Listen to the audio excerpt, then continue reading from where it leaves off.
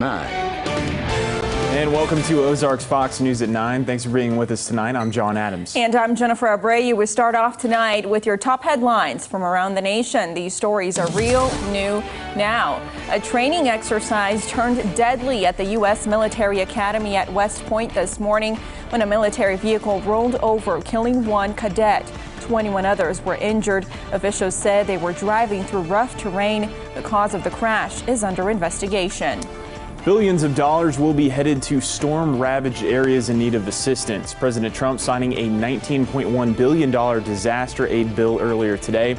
The bill will help Americans affected by hurricanes, floods, wildfires, and other disasters, including those living in Puerto Rico. 75 years ago today, thousands of Americans landed on the French beaches of Normandy to launch a take-back of Western Europe from Hitler's Nazi Germany. More than 7 decades later, the number of D-Day and World War II veterans is dwindling, making celebrations even more special. Making local news now, Springfield city policy may soon be changing when it comes to potential historic landmarks. The mayor wants to require the property owner's consent before making a building a historic landmark. This follows an intense session at City Council earlier this week when council members failed to approve making a building on South Lone Pine Avenue a historic landmark. Our Francis Lynn spoke with members of the Galloway Neighborhood Association and the city about what happened. Francis. Jen and John, council members voted twice Monday night. Mayor McClure accidentally voted in favor and then changed his vote the second time. Members of the Galloway Neighborhood Association, Melanie Bach and Wendy Husher, told me their experience at the meeting. It was a really intense council meeting. Honestly, I was surprised when we won and went ahead and left the room. And then somebody hollered and they're like, hey, you guys, they are doing a revote. And we're like, what? They can do that? An aye vote would be to approve Council Bill 2019-129. A no vote would be to disapprove it. Please vote. Council Bill 2019-129 fails. We followed the process that the city gave us and we lost. We literally, we spent hours making sure that we filled out did it by the book. The council members that did support our position were very encouraging to us to continue to try to preserve this area and to do everything that we can, and that's what we intend to do. And after what happened at council, the mayor now wants to revisit property rights. On Monday night, City Council considered designating a site in the Galloway Village area, and the owner objected to that designation.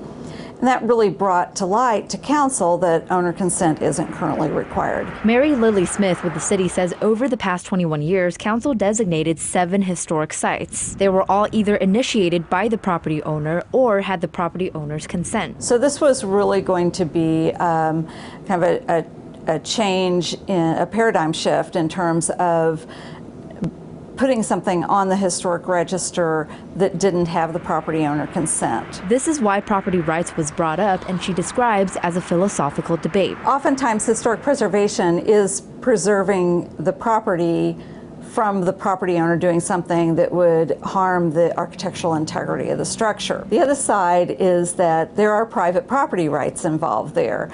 And are we somehow diminishing the property rights of the property owner by placing this restriction? Now, if the city wants to continue making these changes, what are the immediate next steps? So it'll be a change to the zoning ordinance. So it'll be reviewed by the Landmarks Board, the Planning and Zoning Commission, and then finally by City Council. All right, Francis, thank you. New at 9 tonight, an expanded effort to fight opioid abuse. That's what Community Partnership of the Ozarks is aiming to do by teaming up with local pharmacies. Our Jesse Inman spoke with CPO today. Jesse, how exactly are they trying to keep these opioids off the streets? Well, we know that many people who start using drugs like heroin usually start with prescription medications, and usually a couple times a year here in the area there are businesses and law enforcement that will do drug take-back days. They'll have people come in and drop off any unused, expired, or unwanted medications so they can be safely disposed of. But now the idea is to have permanent locations so they can be disposed of anytime. I talked today with Chris Davis. He works with the Community Partnership of the Ozarks, and he says the drop boxes, which are already in several locations, can help keep these drugs out of the hands of the youth.